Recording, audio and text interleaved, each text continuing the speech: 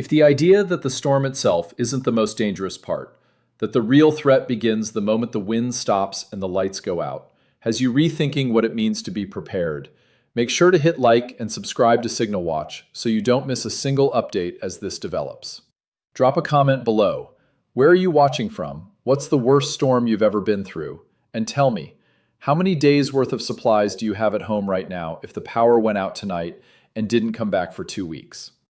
If you want to help this community grow, share this video on X, Facebook, Reddit, or even just in your group chats.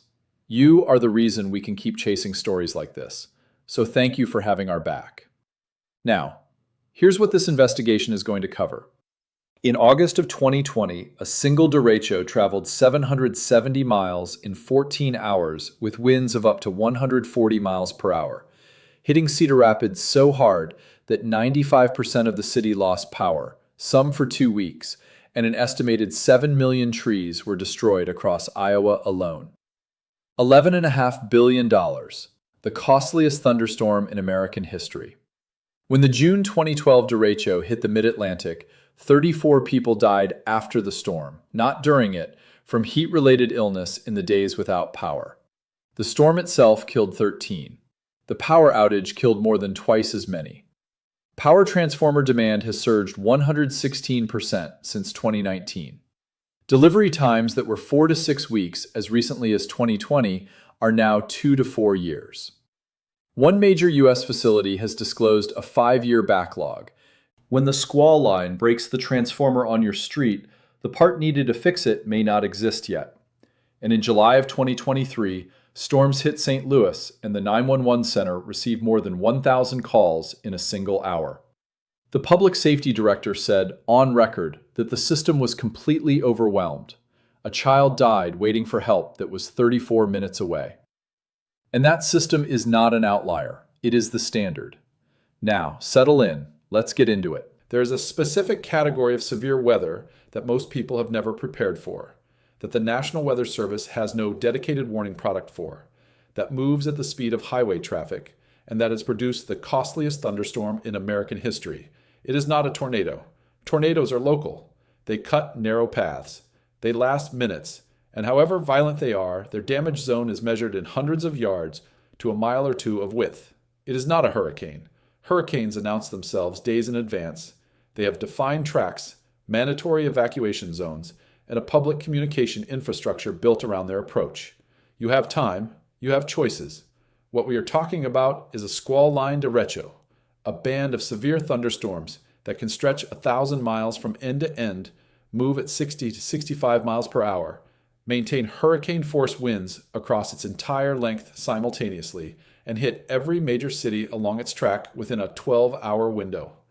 An ordinary thunderstorm produces a band of damaging winds, typically 1 to 2 miles wide and a few miles long.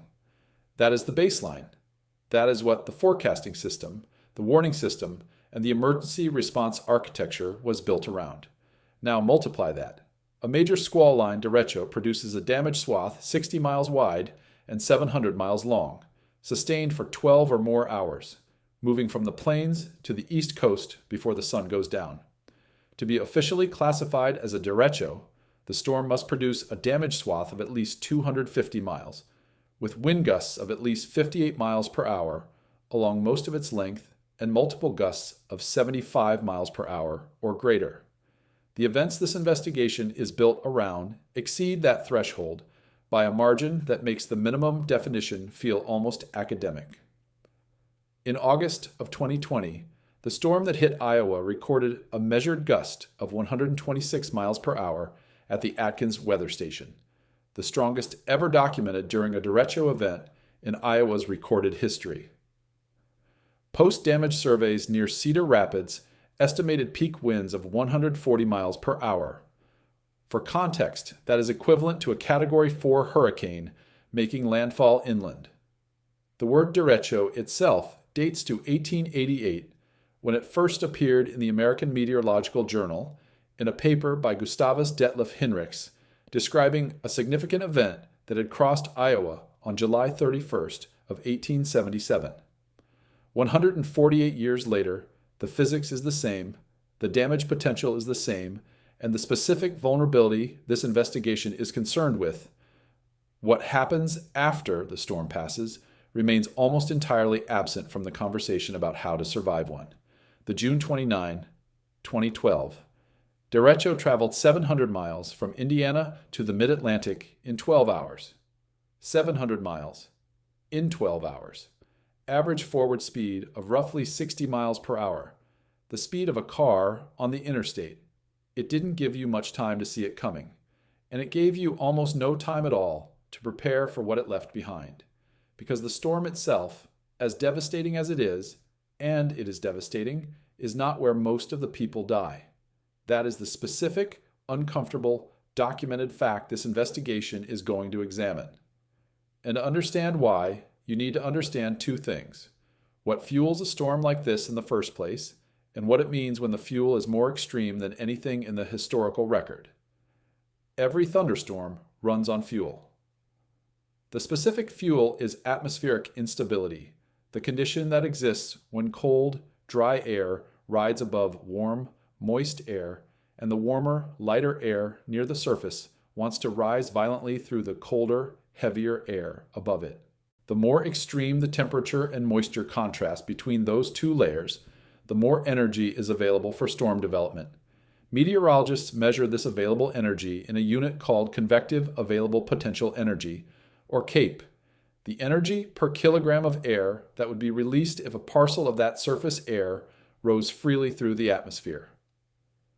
Under a typical spring severe weather setup in the central U.S., CAPE values of 2,000 to 3,000 joules per kilogram are considered favorable for significant severe weather. That is the standard environment for tornado-producing supercells, for damaging squall lines, for the kind of violent spring weather that the Great Plains and Midwest experience every year.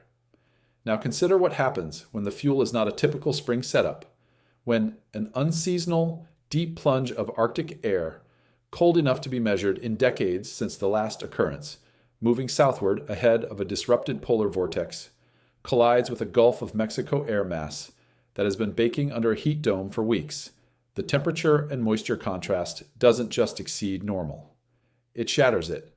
The Arctic air may be 50 degrees. Fahrenheit colder than the surface air it is overriding. The Gulf air mass, humid and dense with moisture, has dew points in the mid-70s, the kind of oppressive, visible, atmospheric moisture that you can feel walking out a door. In that environment, CAPE values can reach 4,000 to 6,000 joules per kilogram. And those numbers are not theoretical. The June 29, 2012, derecho, one of the most destructive in recorded American history, maintained CAPE values of 3,500 joules per kilogram, even as it crossed the Appalachian Mountains, terrain that normally disrupts and weakens storm systems. As it emerged from the mountains and entered the mid-Atlantic's even more unstable air mass, the CAPE spiked further to 5,500 joules per kilogram across portions of Maryland, Virginia, and Washington, D.C. The mountains couldn't stop it. The air was too unstable for even topographic relief to act as a brake. The specific mechanism that drives the out-of-season Arctic air intrusion this episode is concerned with begins thousands of feet above where you live. The polar vortex, the band of strong westerly winds that forms in the stratosphere around the North Pole every winter, enclosing a large pool of extremely cold Arctic air, is not always stable.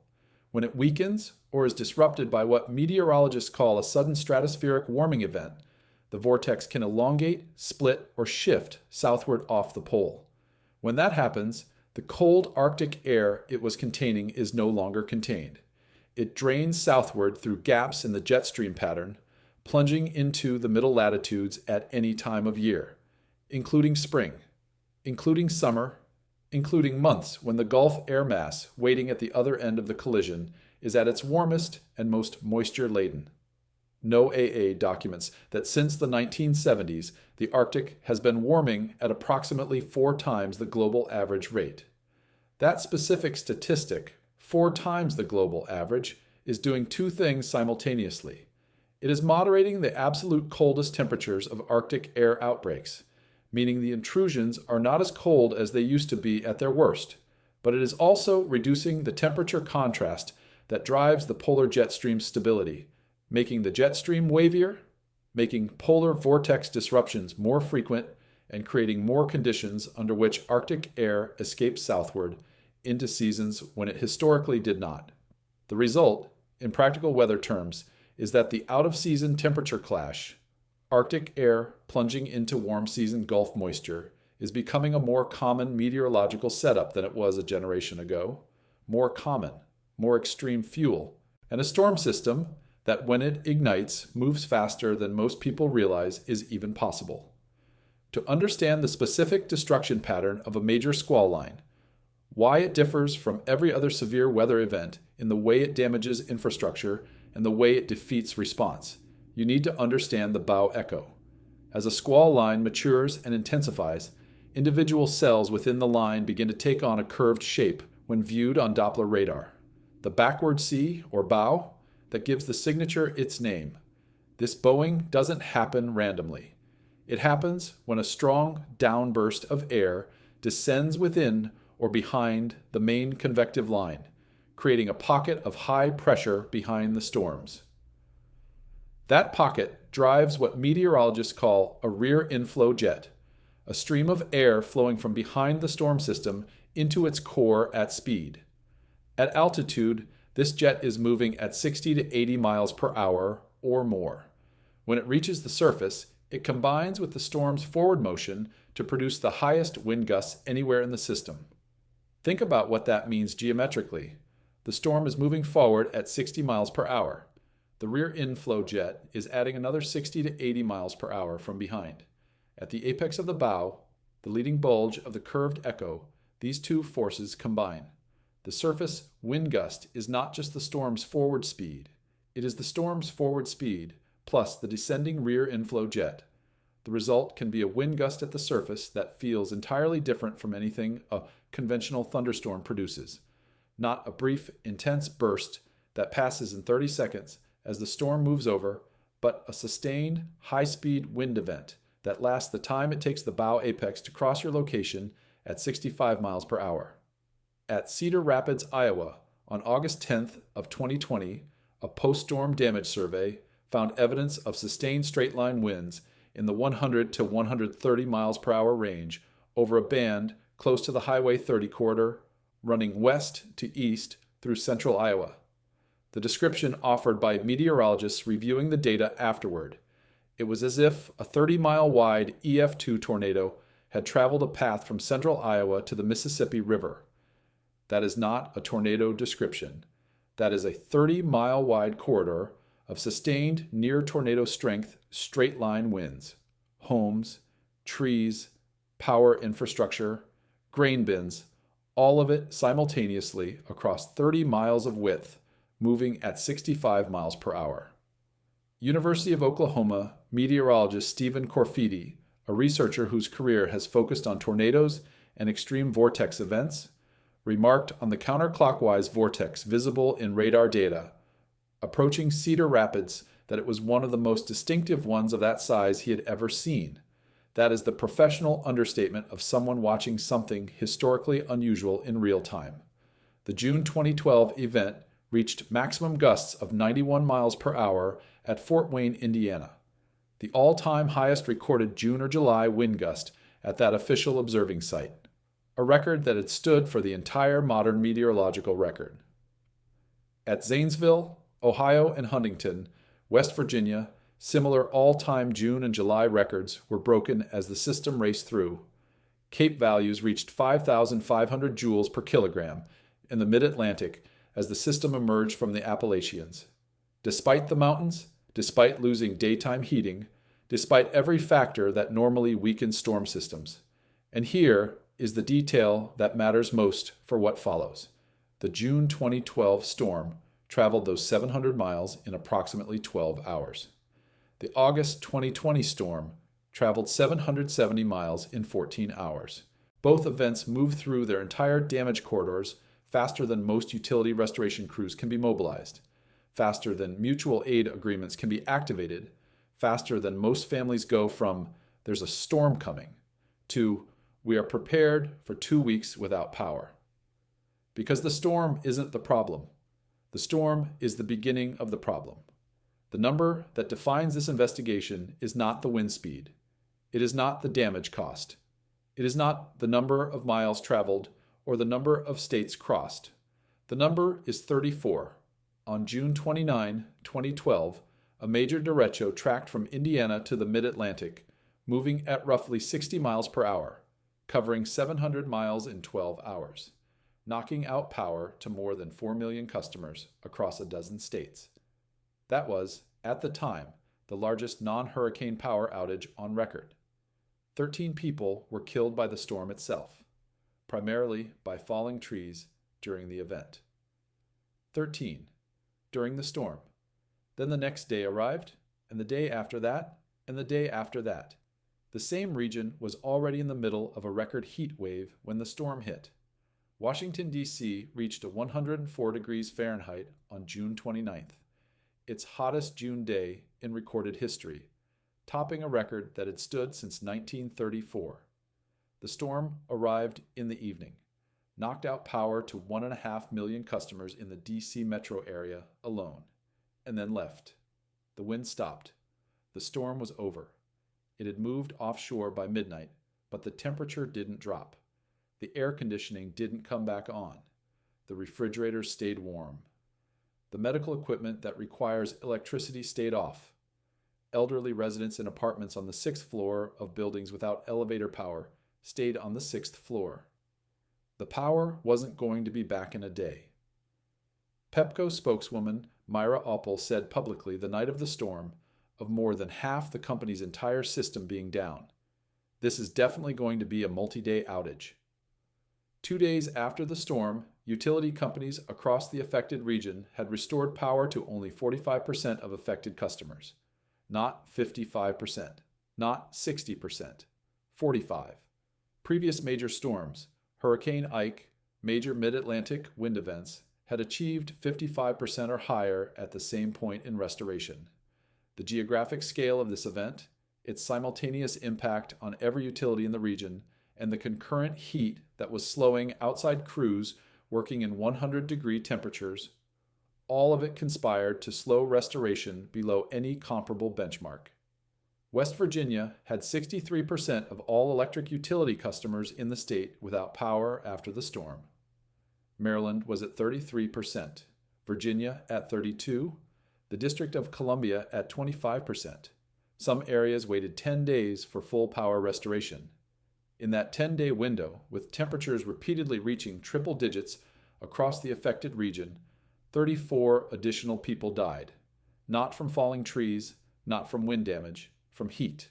From the heat they couldn't escape because the machine that keeps the heat out, the electrical grid, was down, and they had no way to leave the heat behind and nowhere to go that was reliably cool. 34. Post-storm. From the power outage's consequences, more than 2.5 times as many people died from the power outage as died from the storm itself. The NWS Service assessment of the June 2012 event documented this directly. It was not a disputed finding or an estimate. It was the measured, named outcome of a compound event that meteorologists and emergency managers have been trying to communicate about ever since. The storm you survive can still kill you, not if you were hit by a falling tree, not if your roof came off, but if you are 78 years old in a 6th-floor apartment in Washington, D.C., in the middle of a record heat wave, without air conditioning, without a functioning elevator, without a neighbor who has checked on you in 3 days, then the storm that passed 5 days ago is still actively dangerous.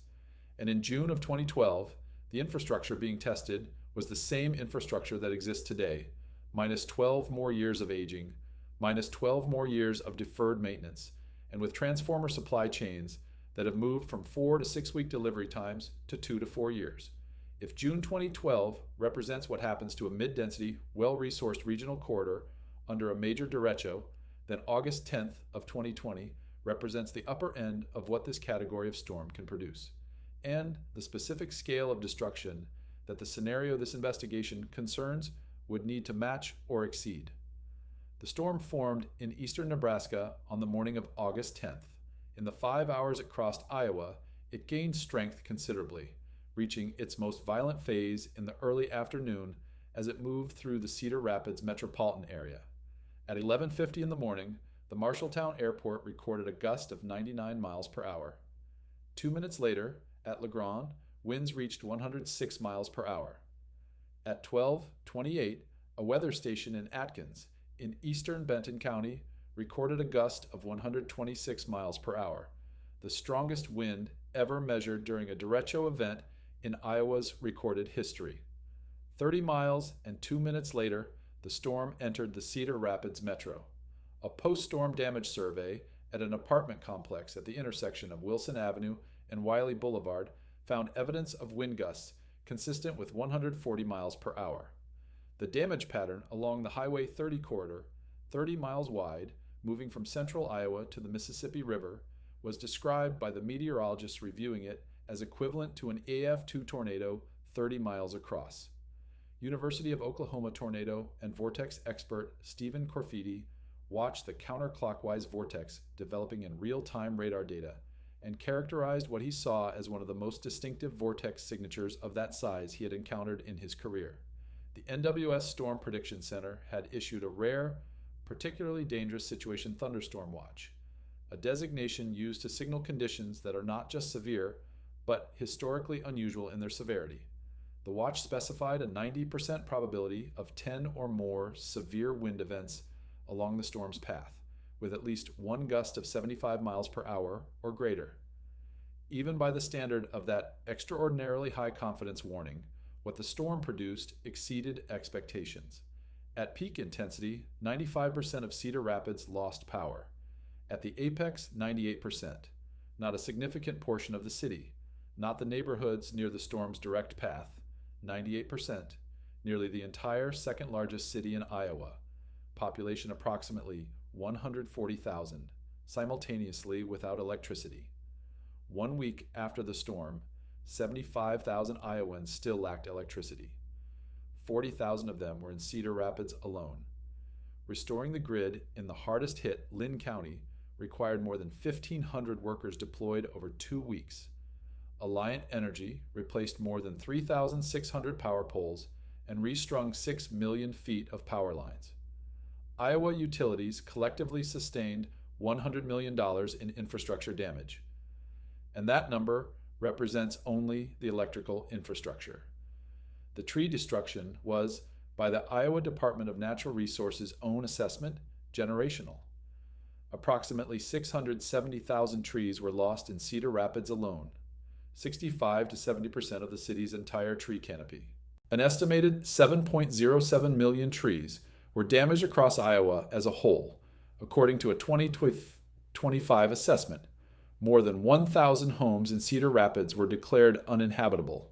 The corn crop loss alone across Iowa was approximately $500 million. An additional $440 million in grain storage capacity was destroyed. Total damage, $11.5 billion. The costliest thunderstorm in American history? 4 deaths. Not 40, not 400. 4. Because when a storm moves at 65 miles per hour with 30 minutes of warning, and the damage is to infrastructure rather than human lives in the direct path, the storm itself, as catastrophic as it was, does not primarily kill through direct impact. It kills through what it leaves behind. And what it left behind in Cedar Rapids was a city that spent 2 weeks putting itself back together, with 1,500 outside workers, 3,600 replaced poles, and 6 million feet of wire. 1 city, 1 storm, 2 weeks, $11.5 billion. Now consider a squall line 3 times as wide, tracking 1,000 miles through a sequence of major metropolitan areas along multiple storm tracks simultaneously. Consider the same rear inflow jet dynamics, the same cape values, the same bow echo physics. Scaled to a track that doesn't pass through Cedar Rapids once and move on, but hits Kansas City and St. Louis and Indianapolis and Columbus and Pittsburgh and Baltimore in a single continuous event across 12 hours. The utility crews are not waiting in neighboring states, because the neighboring states are also in the storm's path. When the derecho finishes its 12-hour run and the last bow echo dissipates offshore, utility companies across the affected region begin their damage assessments. Helicopters go up if the winds have dropped enough to fly them. Drones go up where helicopters can't. Ground crews move through debris-choked streets, documenting what is down, what is broken, what needs to be replaced before the lights can come back on. What they find in a major derecho event is a specific category of destruction that has no fast fix. Power transformers are the critical nodes in the electrical grid, the devices that step voltage up and down between the high voltage transmission lines that carry power across regions and the lower voltage distribution lines that carry it into your neighborhood and your home. When a derecho traveling at 65 miles per hour with rear inflow jet winds of 100 miles per hour hits the wooden poles carrying the distribution lines of a city, transformers come down, transmission structures collapse, substations flood. The grid doesn't just go dark, it breaks, and the part you need to fix it, in many cases, does not exist.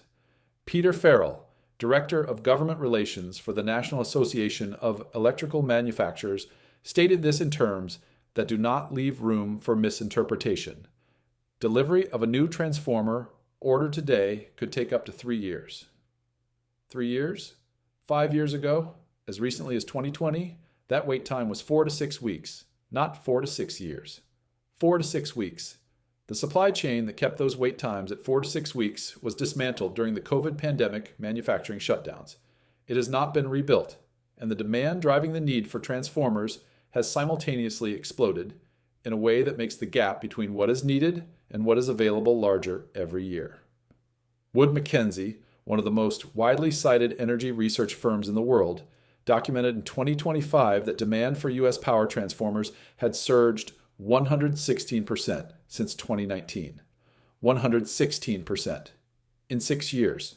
The causes: exploding electricity demand from artificial intelligence data centers, industrial electrification, the build-out of electric vehicle charging infrastructure, and the replacement of aging infrastructure that was approaching or had already exceeded its design life.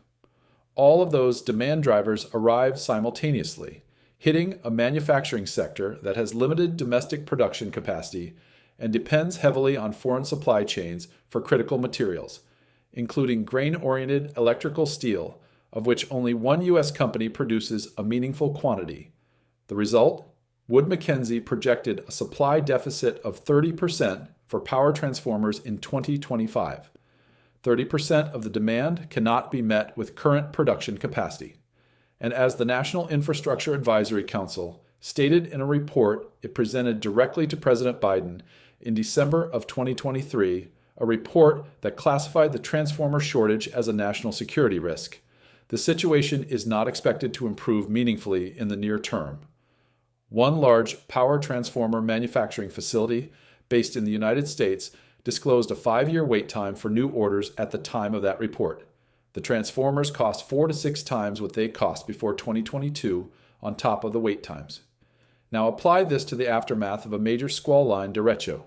In August of 2020, the Iowa derecho's impact on Lynn County alone required the replacement of more than 3,600 power poles and the restringing of 6 million feet of power lines. Iowa utilities sustained $100 million in infrastructure damage. For primarily one state, from one storm, across a relatively contained geographic footprint. Alliant Energy deployed more than 1,500 workers over 2 weeks to accomplish that restoration. That is what it costs to restore one city in one state from one derecho that hit a corridor roughly 30 to 60 miles wide. Now consider a squall line tracking 1,000 miles through 8 to 12 states simultaneously. The mutual aid system, the network of agreements between utilities under which unaffected utilities loan crews and equipment to stricken utilities, is the backbone of every major power restoration operation in American history. It worked after Hurricane Sandy. It worked after Hurricane Katrina. It works because there is always somewhere unaffected to pull from. When the storm is 1,000 miles wide and running from Kansas to Virginia, there is no unaffected neighbor. Every utility in the affected region is simultaneously deploying its own crews to its own damage.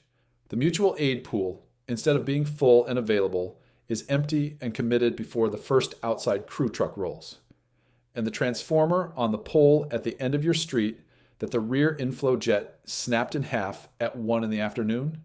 The replacement is on a manufacturing backlog that was already 2 to 4 years long before the storm hit. On the evening of July 1st, 2023, storms moved through the St. Louis metropolitan area. The storms knocked down hundreds of trees. Power lines came down. Tens of thousands of customers lost electricity.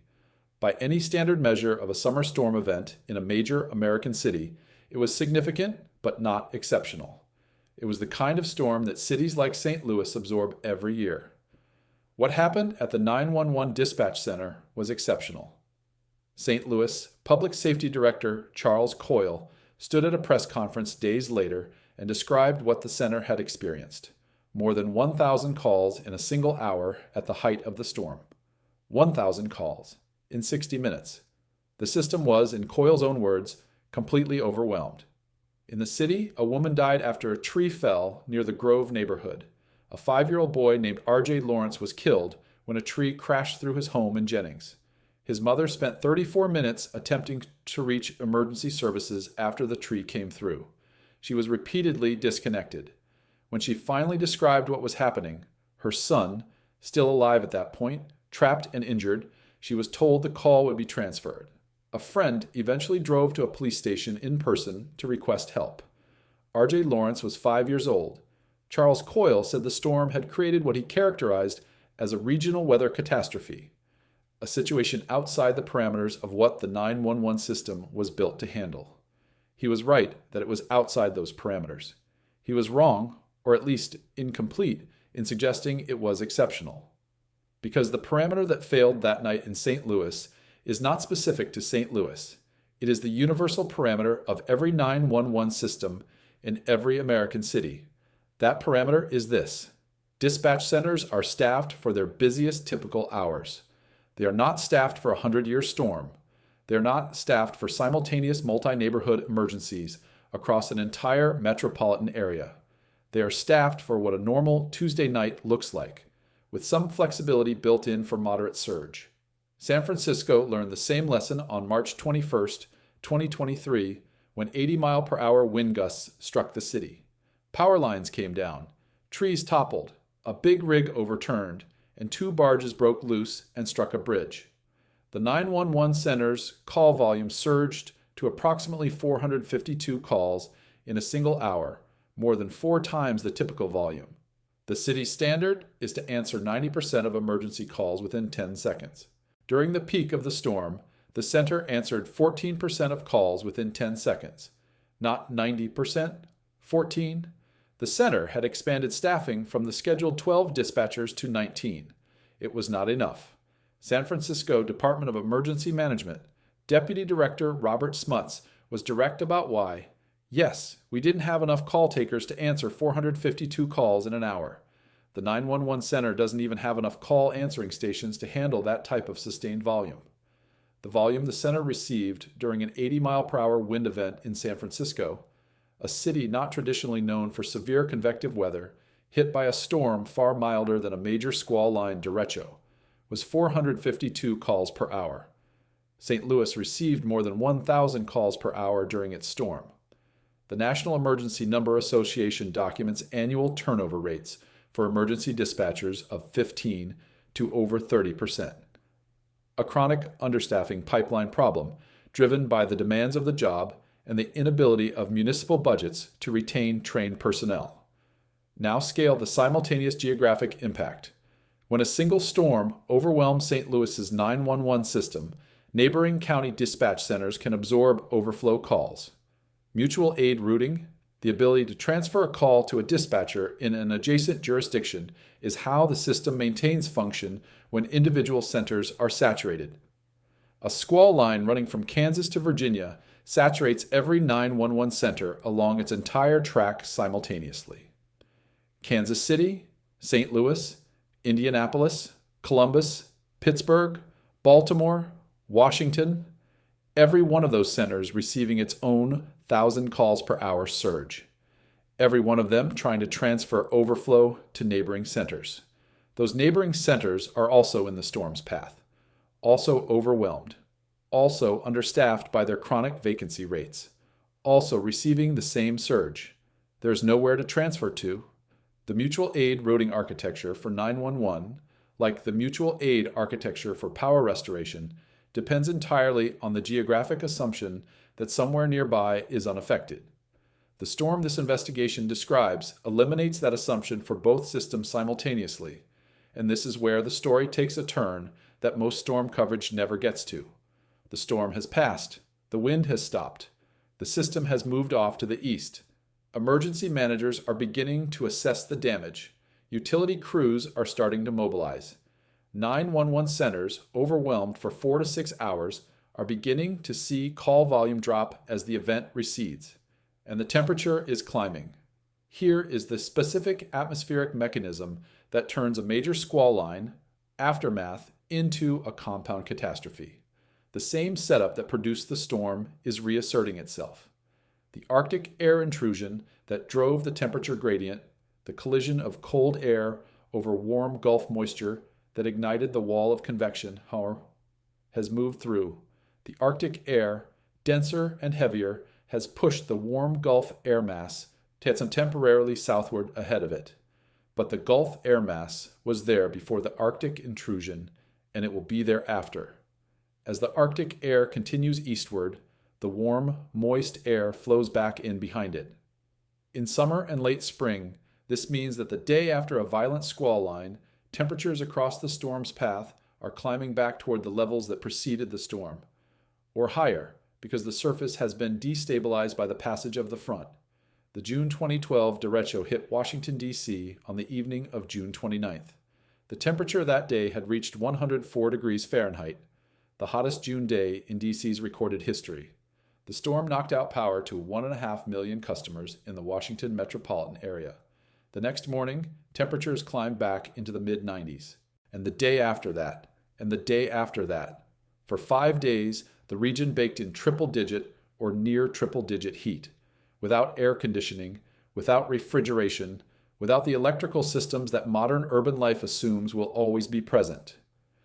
34 people died of heat-related illness in those 5 days. Not in the storm. After it.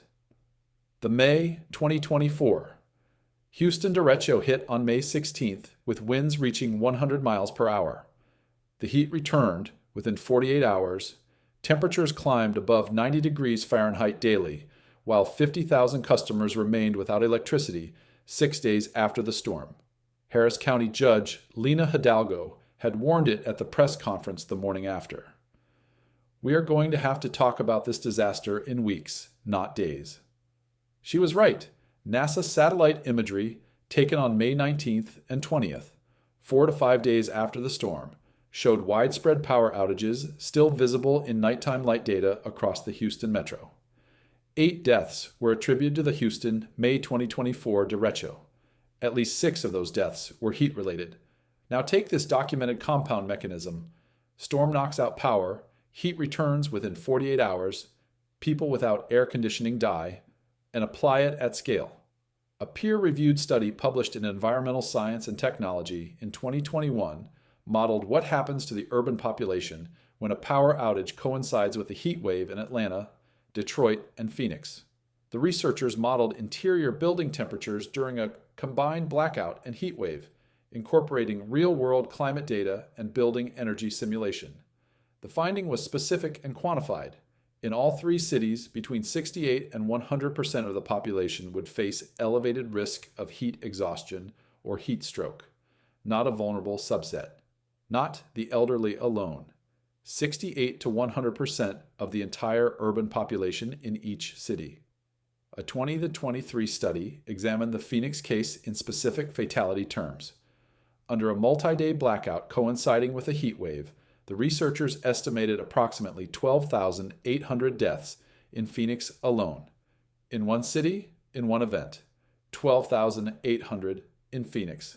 Under conditions that a major squall line derecho, one that knocks out power to 7 to 10 million customers across 8 to 12 states, followed within 48 hours by a returning heat dome, would produce simultaneously across every major metropolitan area along its track. Dallas, Kansas City, St. Louis, Indianapolis, Columbus, Pittsburgh, Baltimore, Washington. Each city containing its own population of elderly residents, medically dependent residents, residents in poorly insulated apartments with no alternative cooling, residents who cannot leave. The storm lasted 12 hours. The heat-driven emergency for the most vulnerable may last 10 days. There's a specific question that every family watching this investigation should be sitting with, and it is not the one about how bad the storm could get. It is this: how much time do you actually have between when the forecast tells you something serious is coming and when the wall arrives at your front door? The honest answer from the National Weather Service's own documented assessment of these events is not much. The NWS Service assessment of the June 29, 2012 derecho states this plainly. The event was not forecast well in advance. Warm season derechos, the assessment continues, are often difficult to forecast and frequently result from subtle small-scale events that are difficult to predict less than 12 hours in advance. Less than 12 hours. That is not a criticism of the meteorologists who work the event. It is an honest characterization of the specific forecasting challenge that warm season derecho events present. The atmospheric dynamics that produce a major bow echo are sensitive, small-scale processes. A subtle shift in the position of a moisture boundary, a shortwave trough that is slightly deeper than modeled, a nocturnal, low-level jet that delivers more Gulf moisture than anticipated. Any one of these factors, individually, would not change the outcome. All of them together, combining in the specific configuration that allows a squall line to sustain itself over 700 or 1,000 miles. That combination is simply not reliably identifiable in the numerical models more than half a day before it happens. The National Weather Service does not issue derecho warnings. There is no specific warning product for this event type.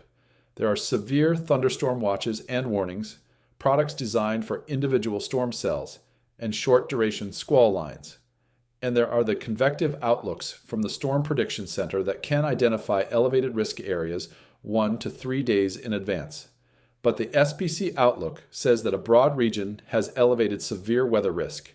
It does not tell you whether that risk will produce a scattered cell afternoon that produces 1 or 2 reports of wind damage, or whether it will produce a 700-mile-long bow echo that hits your city at 65 miles per hour and knocks out power to 4 million customers.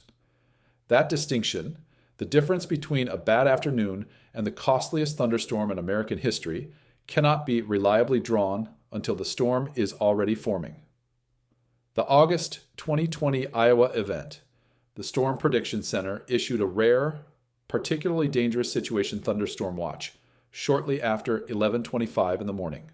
The storm reached its maximum intensity over Cedar Rapids at approximately 12:30. 1 hour and 5 minutes between the highest urgency possible warning and the worst winds of the event. 1 hour and 5 minutes. The storm moves at 65 miles per hour. A county in its path has roughly 30 minutes of warning time between the issuance of a severe thunderstorm warning for that specific county and the storm's arrival at its borders. In that 30 minutes, a family needs to receive the warning, process it, make decisions about whether to shelter in place or move, determine whether elderly relatives or neighbors need assistance, gather any supplies or medications, and secure whatever can be secured. NOAA's own public guidance for derecho preparation acknowledges this directly, because derechos can produce extensive electrical and communication disruptions over a broad area. The Storm Prediction Center guidance specifically recommends setting aside emergency water, food, can openers, batteries, and flashlights in advance. Preparation that must be done before the event is imminent, not during that 30-minute window, because by the time the warning is in your county, the decision window has already closed. The storm gives you the warning when it chooses to give it. The infrastructure failure that follows begins the moment the storm passes, and as the investigation has now established, the parts to fix the infrastructure are on a 2-year backlog. The 911 system is overwhelmed within the first hour, and the heat that killed 34 people in 2012 is returning in 48 hours, whether the power is back or not. The 30-minute warning window and the multi-week recovery timeline are happening to the same families, in the same homes, without a plan for either one. The power grid failure that follows a major squall line derecho is not a simple event with a simple recovery curve. It is a cascade, a sequence of failures that compound each other in a specific order at a specific pace that no utility company in the country is fully equipped to manage at the geographic scale this investigation is concerned with. Climate Central's analysis of major U.S. power outages documented that Americans experienced approximately twice as many weather-related power outages in the decade from 2014 to 2023 as they did in the decade from 2000 to 2009.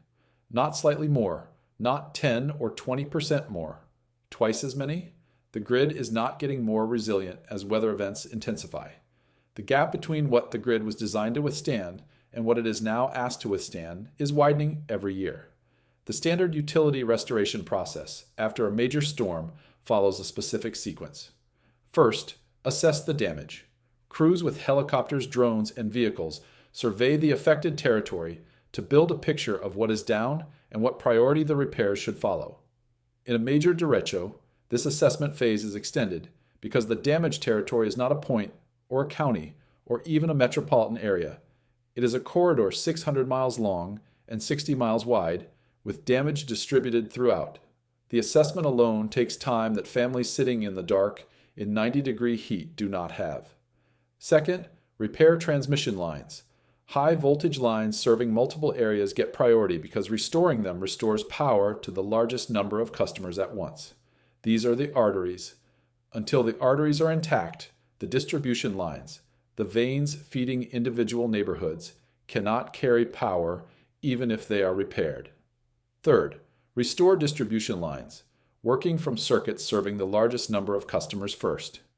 Fourth, individual service restoration, house by house, the last mile of the network.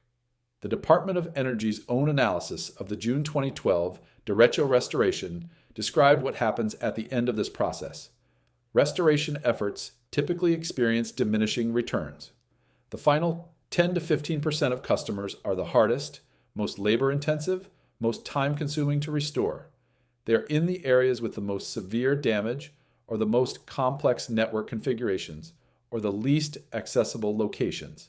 They are also frequently the most economically vulnerable, older housing stock with aging electrical connections, rural areas with longer distribution runs, neighborhoods where the infrastructure was already marginal before the storm hit. In the August 2020 Iowa event, the hardest hit Linn County required 1,500 workers deployed over 2 weeks to complete restoration. 48 hours after the storm, 90% of the hardest hit areas were still without power. A full 10 days later, 25,000 customers remained in the dark. Cedar Rapids School District closed immediately following the storm. Cleanup was initially projected to take up to 6 weeks for the city alone. Now the mutual aid problem returns. The Iowa restoration was possible in 2 weeks because utilities from across the Midwest and beyond sent crews to Linn County. Iowa is not surrounded by empty space. It is surrounded by other states with functioning power grids that were not hit by the same storm. Those states sent their utility workers. Trucks rolled in from Illinois, from Missouri, from neighboring states with their own equipment and their own transformer inventories. Iowa could be restored in 2 weeks because there was a functioning outside world to draw from. A squall line tracking from Kansas to Virginia takes Iowa out of the equation for mutual aid. And Illinois, and Missouri, and Indiana, and Ohio, and Kentucky, and West Virginia. Every state along that track is simultaneously in the same position Cedar Rapids was in on August 11th of 2020, but without the neighboring states available to help, because the neighboring states are also in the storm's path. The NERC Long-Term Reliability Assessment, released in January of 2026, projects that summer peak demand will surge by 224 gigawatts over the next 10 years, the highest compound annual growth rate NERC has tracked since it began measuring this metric in 1995. The grid is being asked to carry dramatically more load at the same time it is being asked to withstand dramatically more extreme weather. Both of those demands are growing simultaneously. The margin between what the grid can do and what it will be asked to do is not holding steady. It is narrowing. The analysis to this point has been about systems, about power grids and 911 call volumes and transformer supply chains and mutual aid architectures. Those are the right levels of analysis for understanding why the compound failure is so dangerous. But they are not where the danger actually lands. The danger lands in a specific place: a house, a family, an ordinary Tuesday night that has become something else. Nick Burgess is an Iowa City resident who documented his experience during the August 2020 derecho for NPR. He and his family had driven to a state park near Cedar Rapids for a hike on what had been, that morning, a good day. By early afternoon, the storm arrived. The family took shelter in a park ranger's basement. When they emerged, the park was unrecognizable. Trees down everywhere. Power lines across the paths. Animals injured. The car was accessible, but the road out was not. They walked half a mile through debris to reach Nick's parents, who drove them home. 2 limbs from their maple tree had fallen through the roof. They had no power for nearly 5 days. Their car was stranded at the park for days. He described the scene they walked out of as apocalyptic. That word is not dramatic exaggeration.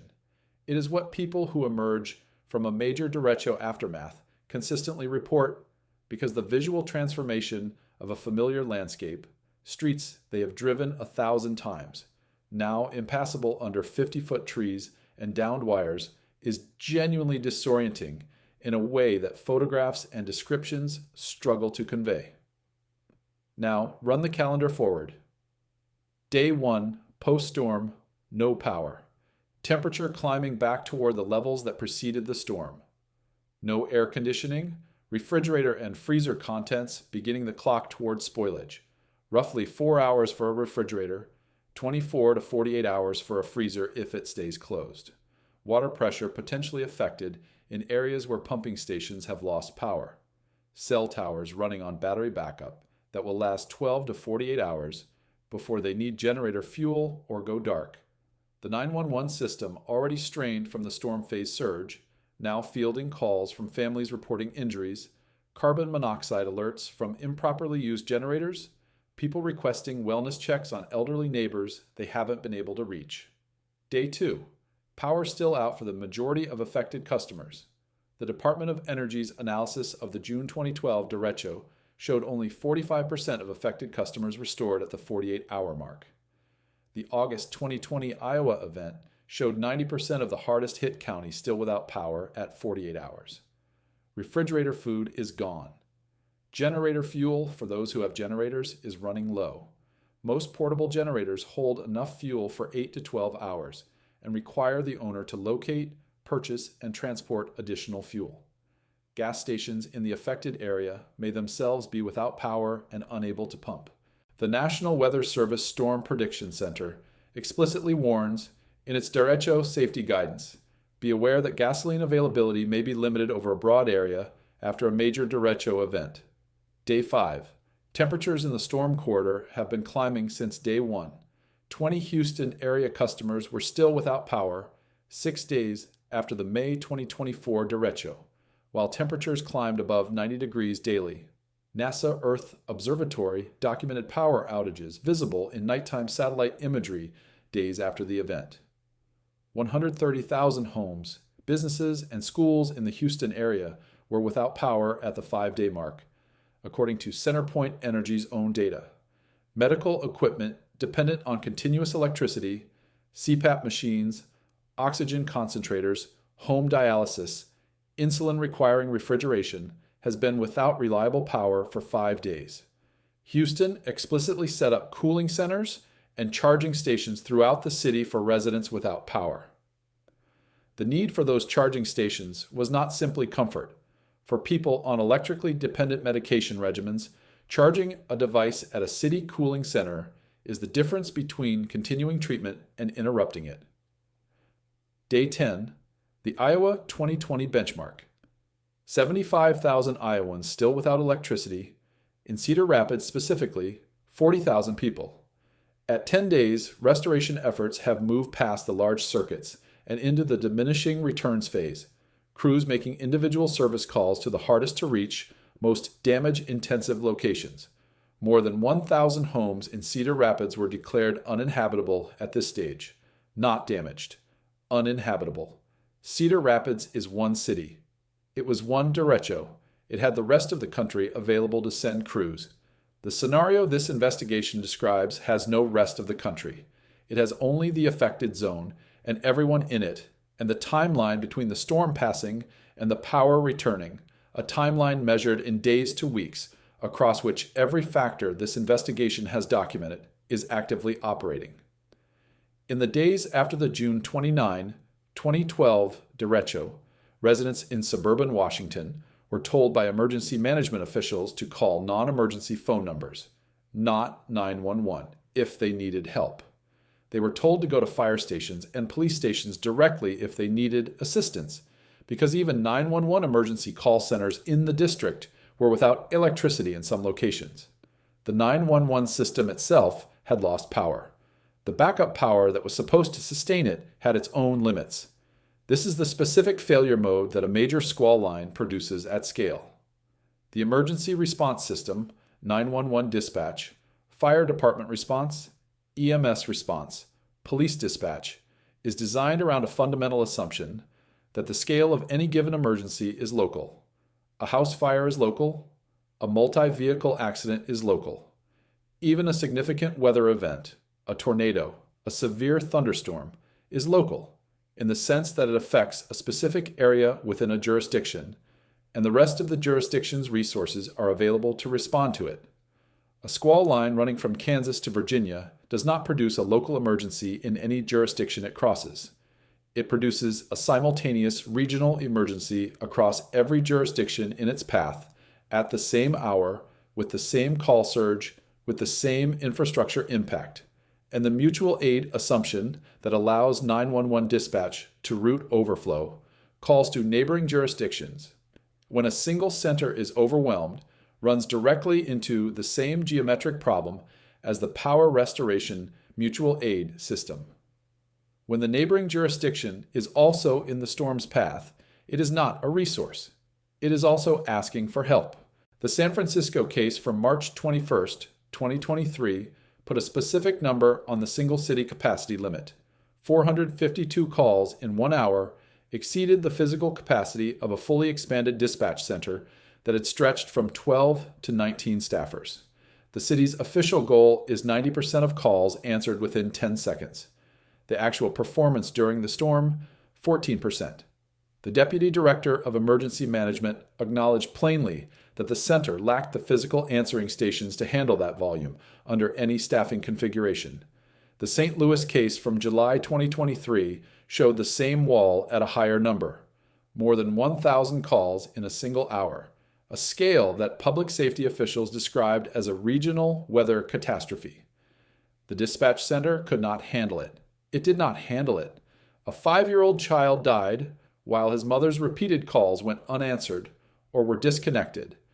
These events happened in cities where the surrounding region was not also simultaneously impacted. San Francisco and its neighboring counties, St. Louis and the surrounding Missouri system. Mutual aid routing was theoretically available, though the evidence suggests even that routing was strained. Now extend this to the full track.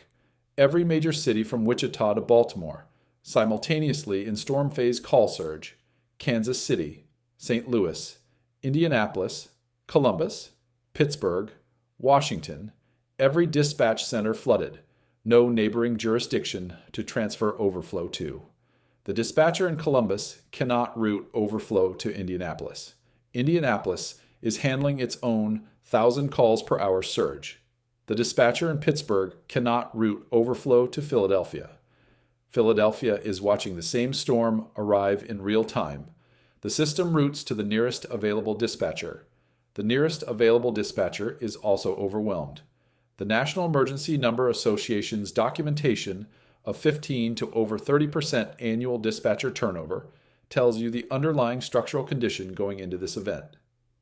These centers were already understaffed before the storm started. The chronic vacancy rates that make surge capacity so fragile are not an emergency phase anomaly. They are the baseline. And there is one more dimension to this that the June 2012 Washington experience made explicit. The 911 call centers may themselves be without power. The storm that overwhelmed them can also take down the electrical feed to the facility that houses them. Backup generators extend the window, but they require fuel that must be continuously supplied to sustain the center's operation through a multi-day outage. In a major derecho aftermath, fuel supply chains are among the first things disrupted. The system designed to protect you when the emergency begins is also subject to the same power outage, the same infrastructure damage, and the same supply chain constraints as everything else the storm breaks. I want to address something directly before this investigation reaches its assessment, because every time a weather event of this scale and severity enters public conversation, a specific category of claim begins to circulate. The claims follow a consistent structure regardless of the specific event. The storm was manufactured. The power grid failure was deliberate. The transformer shortage is not a supply chain problem. It is a planned infrastructure attack designed to soften a population for something larger. Government weather programs, classified energy weapons, coordinated sabotage. These claims fail on physics, on economics, and on the documented public record. Not on trust, not on politics. On the specific, measurable relationship between what the claims assert and what the evidence actually shows. Start with weather modification. HAARP, the High Frequency Active Auroral Research Program, operated by the University of Alaska Fairbanks, is a real facility conducting real research on ionospheric physics. Its maximum power output is approximately 3.6 megawatts. The ionosphere it studies sits at approximately 60 miles altitude. The jet stream, the atmospheric feature whose position and waviness determines whether a polar vortex disruption sends Arctic air into the Gulf's moisture, operates at 5 to 9 miles altitude, more than 6 times lower than where HAARP operates, separated by 50-plus miles of atmosphere, with entirely different physical processes in between. The energy required to move the jet stream, to shift the boundary between Arctic and tropical air masses by a single degree of latitude across a 1,000-mile corridor, is measured in petajoules. 1 petajoule is 1,000 trillion joules. HAARP's maximum sustained output over an entire month at full power is approximately 3 gigajoules, 1 billion joules. The ratio of what jet stream modification requires to what HAARP produces is approximately 1 million to 1. You cannot move the jet stream with a radio transmitter any more than you can redirect the Gulf Stream with a garden hose. The bow echo dynamics that produce the rear inflow jet and the damage pattern of a major derecho were first described in the scientific literature in the 1800s. Gustavus Detlev Hinrichs published the first modern analysis of what we now call a derecho in 1888, documenting the event of July 31st, 1877. The physics has been understood, measured, and refined for nearly a century and a half. It predates HAARP by 100 years and does not require it. The transformer shortage, Wood Mackenzie's analysis, is publicly available commercial research. The National Infrastructure Advisory Council's report on transformer shortages was presented publicly to President Biden in December of 2023 and is available on the CISA website. The causes? Demand surging 116% in 6 years from electrification and data centers, combined with COVID manufacturing disruptions and limited domestic production of grain-oriented electrical steel, are documented in the same public record that shows transformer prices rising 4 to 6 times what they cost before 2022. This is not classified information being revealed. This is the documented consequence of an electricity demand surge that NERC has been publicly warning about in its annual reliability assessments for years. Ben Boucher, senior analyst at Wood Mackenzie, summarized the trajectory precisely. The convergence of accelerating electricity demand, aging infrastructure, and supply chain vulnerabilities has created constraints that will persist well into the 2030s. The real fingerprint in this story, the one that doesn't require a conspiracy to explain and is supported by named published research, is physical.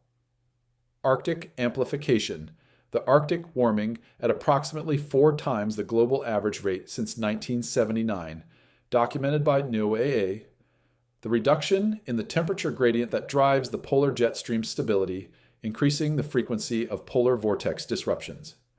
The result? More frequent episodes of Arctic air escaping southward into warm season moisture, more extreme temperature contrasts, more fuel for the specific kind of storm this investigation is about.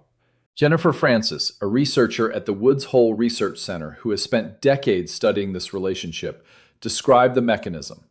The Arctic warming faster than the tropics reduces the temperature contrast that drives the jet stream's strength.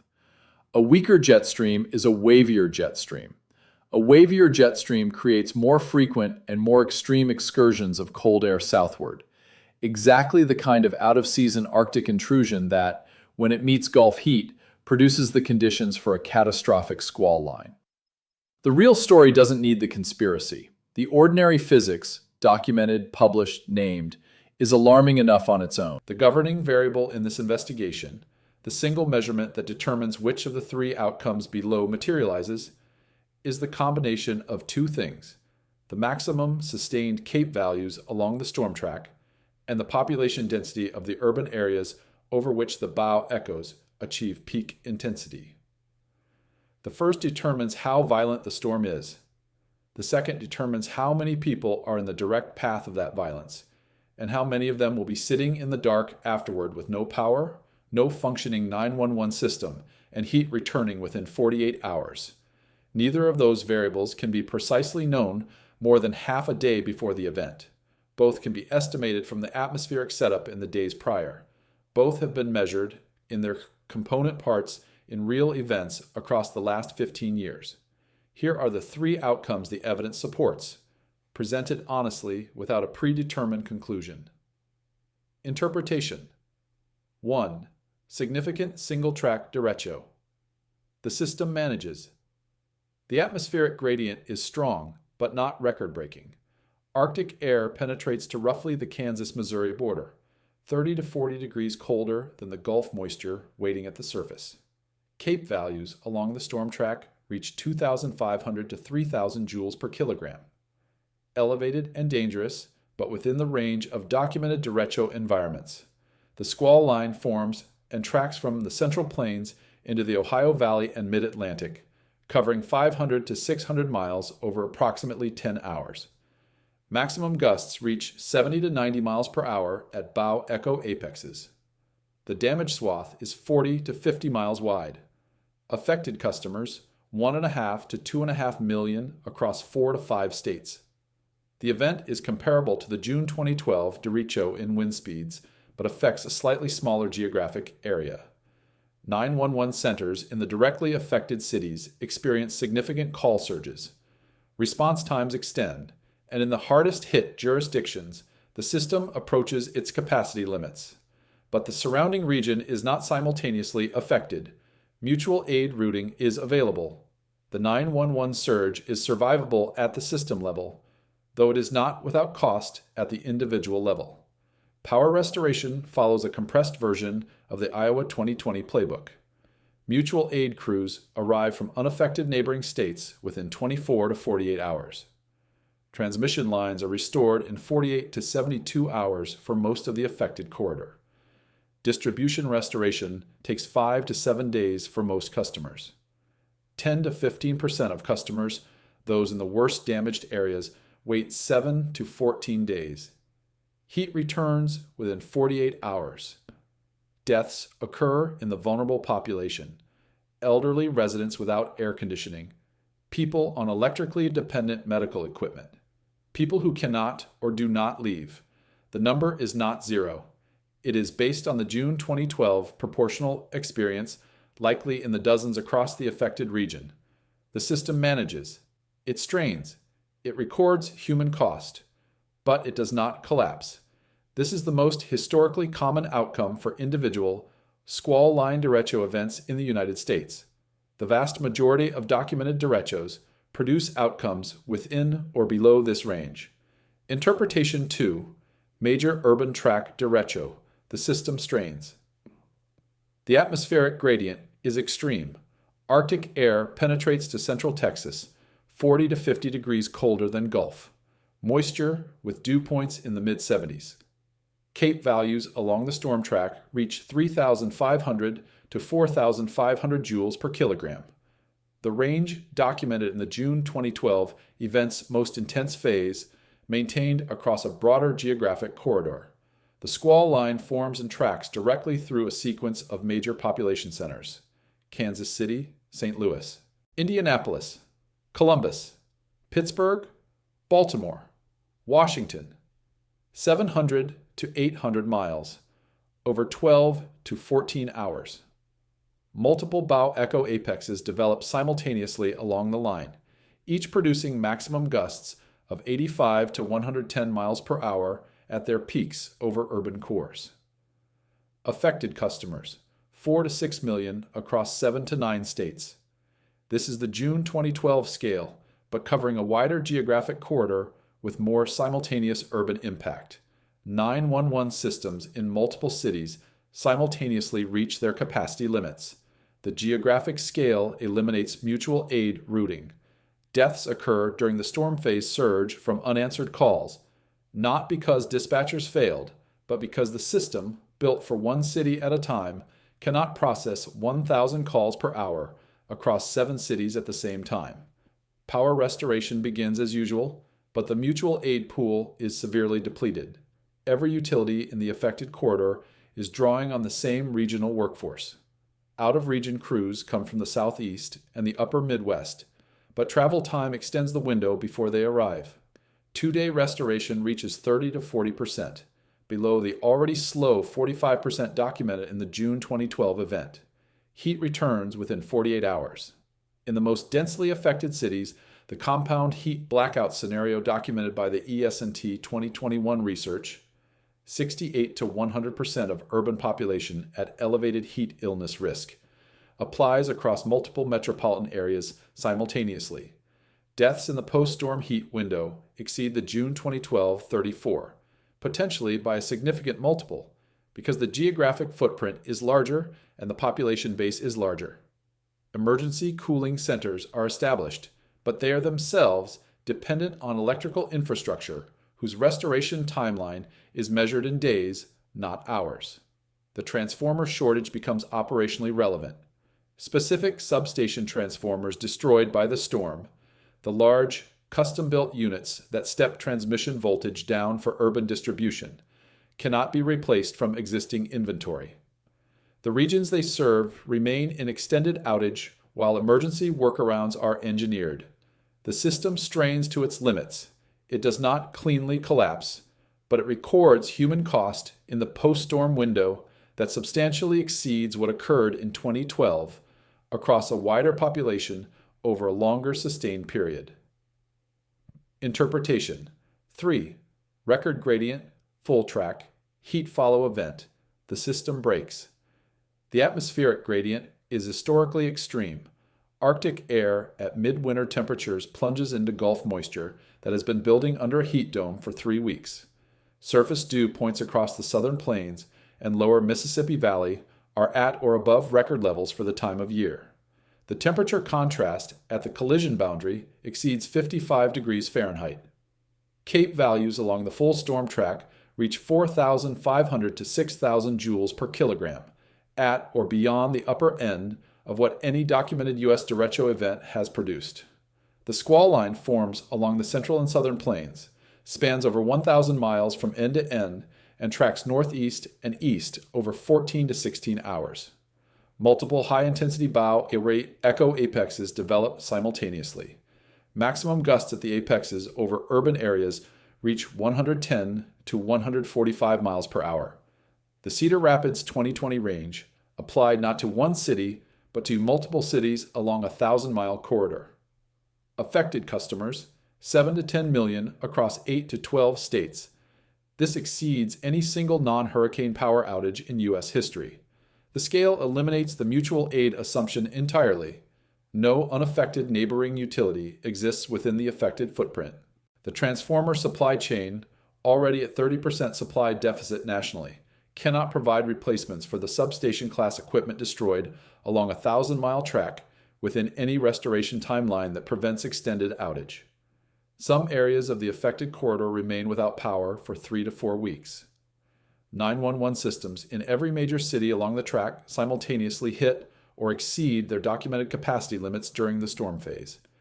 Every city from Wichita to Baltimore is in its own St. Louis July 2023 scenario at the same hour. The mutual aid routing network for emergency dispatch, like the utility mutual aid network, is fully depleted by geographic simultaneity. In some cities, as the June 2012 Washington experience documented, the 911 call centers themselves are without power. Heat returns within 48 hours. The compound heat blackout event applies simultaneously across every major urban center in the storm's path. The 12,800 Phoenix death estimate from the 2023 study is not the national number. It is the single city estimate for one city in one scenario. It is the scale reference point for what happens in Phoenix. Dallas and Kansas City and Indianapolis and Columbus each have their own version of that number, each proportional to their population, their housing stock, the vulnerability of their elderly population, and the duration of the blackout. Emergency management systems in every affected state are simultaneously activated at their highest operating levels. FEMA is coordinating disaster declarations across more than 20 states. The National Guard is deployed in every affected jurisdiction. And unlike the sequential disaster model that American emergency management was designed for, one event, one place, one recovery period before the next event, this scenario has no geographic reserve. There is no unaffected state to rotate fatigued emergency workers to, no mutual aid pool to draw from, no neighboring jurisdiction to transfer calls to. The post-storm window, the days and weeks during which the heat, the darkness, the absence of emergency response, the absence of medical services, and the absence of any reliable timeline for restoration all operate simultaneously on the same families in the same houses. Wigexen du Buist is where the largest human cost accumulates. And the specific families at most risk are not the ones who are in the direct path of the storm's most violent winds. They are the ones who survive the storm, who are physically uninjured, who have been told by every piece of messaging they have ever received that surviving the severe weather is the goal. They are the ones who will spend the next 10 days discovering that in a compound event of this scale, surviving the storm is not the same thing as being safe. The governing variable, CAPE values and track geometry, measurable in the days before the event, refined in the hours before, not known with certainty until the storm is forming and the forecast window has already closed. Strip everything back. No projections, no hypothetical scaling. What does the confirmed data say? Transformer demand surged 116% between 2019 and 2025, confirmed by Wood Mackenzie. Delivery times moved from 4 to 6 weeks to 2 to 4 years. Confirmed by the National Infrastructure Advisory Council in a report presented publicly to the President of the United States. One U.S. facility disclosed a 5-year backlog, supply deficit, 30% for power transformers in 2025, confirmed by Wood Mackenzie. These are not estimates of a future problem. They are measurements of the current one. Weather-related power outages approximately doubled in the decade from 2014 to 2023 compared to 2000 to 2009, confirmed by Climate Central. The grid is experiencing roughly twice the weather-induced failure rate it experienced 15 years ago, simultaneously carrying more demand and facing longer parts wait times. Annual emergency dispatcher turnovers of 15 to over 30%, confirmed by the National Emergency Number Association. The 911 system's surge capacity is limited not primarily by technology, but by the number of trained humans available to answer the phone. And the chronic attrition rate means that number is chronically below what agencies aim for.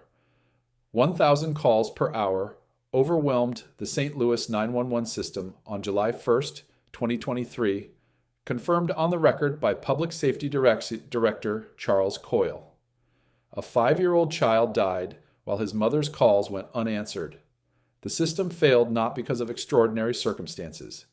It failed because a regional storm produced a regional call surge, and the system was not sized for regional events. 95% of Cedar Rapids lost power on August 10, 2020.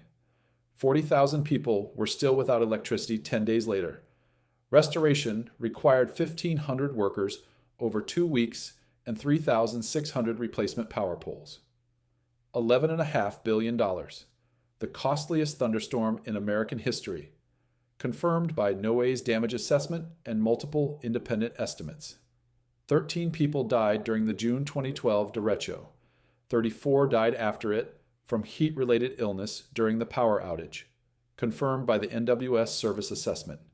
More than twice as many died from the power outage's consequences as from the storm itself. Derecho events are difficult to predict less than 12 hours in advance, confirmed in the NWS's own service assessment of the June 2012 event. The National Weather Service does not issue derecho warnings, confirmed by NOAA's own published guidance. Warning lead time for individual counties may be 30 minutes or less, confirmed by the basic physics of a storm moving at 60 to 65 miles per hour through a county-based warning system.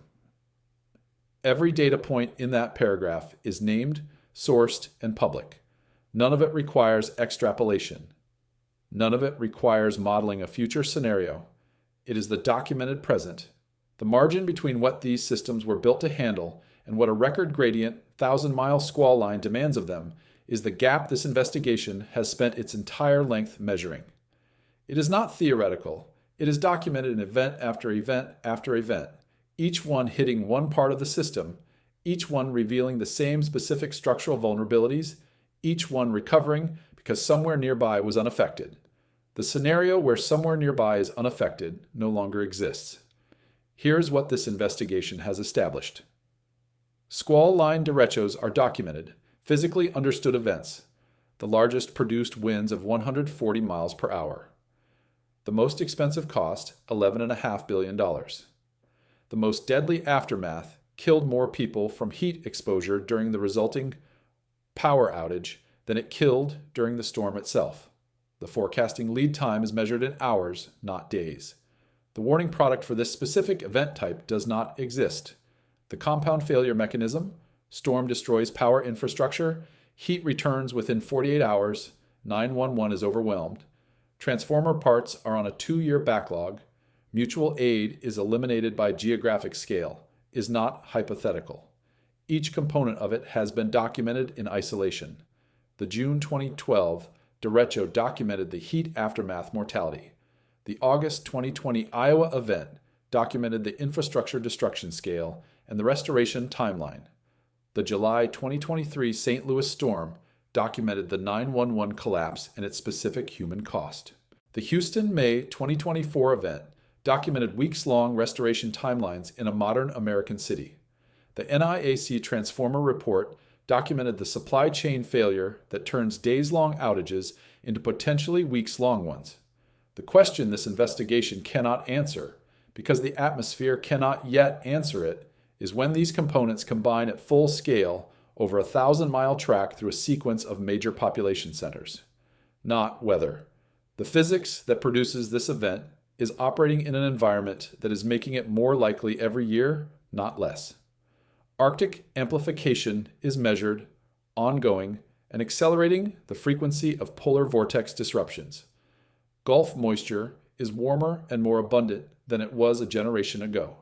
The temperature contrast between those two air masses, when they meet out of season, is more extreme than historical precedent prepared us for. The infrastructure that would be tested by this event is in a measurably weaker state than it was when the June 2012 event produced 34 post-storm heat deaths. The transformer supply chain that was at 4 to 6 week delivery times in 2020 is now at 2 to 4 years.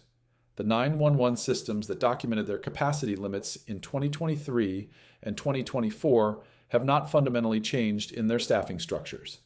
The grid's weather-related failure rate has doubled in 15 years, while the part supply chains has lengthened by a factor of 20 or more.